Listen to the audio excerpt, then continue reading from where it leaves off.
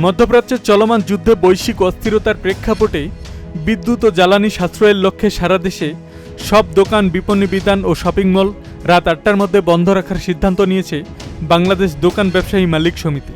বৃহস্পতিবার ২ এপ্রিল গণমাধ্যমে পাঠানো এক সংবাদ বিজ্ঞপ্তিতে এ তথ্য জানানো হয়। সংগঠনের সভাপতি নাজমুল হাসান মাহমুদ ও সাধারণ সম্পাদক আরিফুর রহমান স্বাক্ষরিত এক বিজ্ঞপ্তিতে এ সিদ্ধান্তের কথা উল্লেখ করা হয়েছে।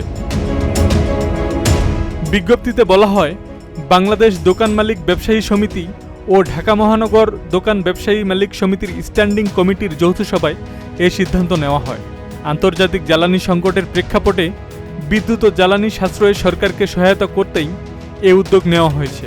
তবে এই নির্দেশনার বাইরে থাকবে ফার্মেসি, হোটেল, কাঁচাবাজার এবং অন্যান্য জরুরি সেবামূলক প্রতিষ্ঠান।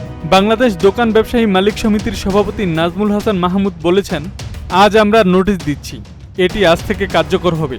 তবে সবাই হয়তো বিষয়টি আজ নাও জানতে পারেন। আগামীকাল থেকে এটি প্রায় সব শপিং মল ও দোকানে কার্যকর হয়ে যাবে।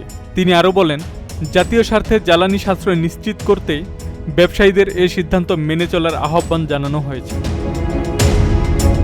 আব্দুস সালাম, প্রজন্ম ২৪।